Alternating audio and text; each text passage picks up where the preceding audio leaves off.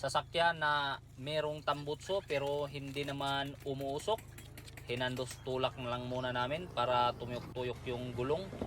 Kung gusto mong magka-idea kung paano ito pausukin, tara panoorin natin ang video na ito.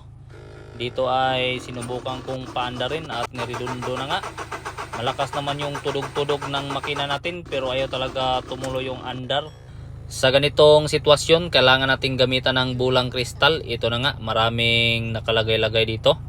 Kaya nalilibugan na naman tayo kung ano ba yung uunahin natin. So dito ay tinanggalan natin ang engine cover at pinaudog-udog natin ulit. Ayan, so wala talaga. Ayaw talaga umusok yung tambutso.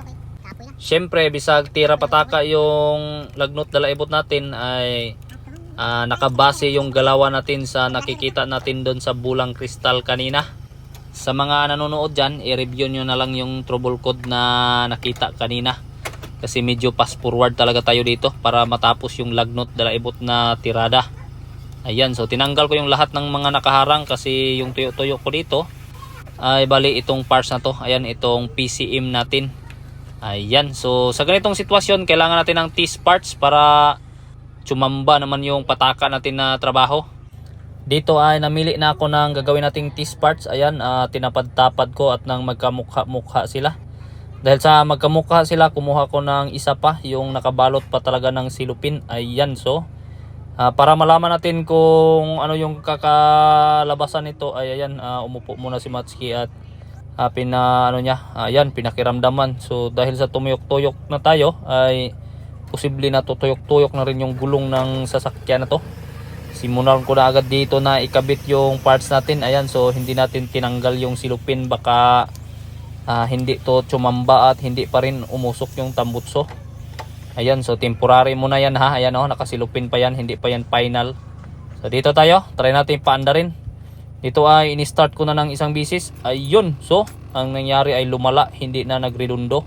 Umilaw-ilaw pa talaga yung yung susi na yan. Ibig sabihin ay lumala yung problema, hindi na umandar. Pero siyempre ay normal yan. Kailangan natin muna na mag-reprogramming. Ayan.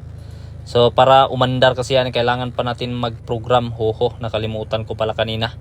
So dito ay ayan, mabilis lang naman mag-program. Kailangan mo lang ng gamit na tools. Ayan, ang module installation complete na. Tara, subukan natin ulit kung umilaw-ilaw pa ba yung susi kanina. Pasok, Matsuki. Tingnan natin yung umiilaw-ilaw kung na ito. So on natin yung ignition. Yan. So kanina ay umiilaw-ilaw to, naka-blink. Ayan. So wala nang blink. So try na natin ipaandarin to. Bahala ka diyan, Matsuki. Ikaw bitaw nagtrabaho ana. Dito ay nag-expect pa talaga si Matsuki na umandar kasi nag-check pa talaga siya ng engine oil. At saka yan ay ayun pala, ginamitan pala ng orasyon tabudlong na naman. Delikado to.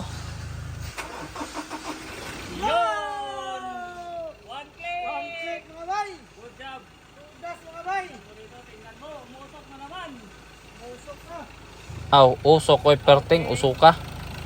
So kita natin na tumunog talaga yung engine ng sasakyan.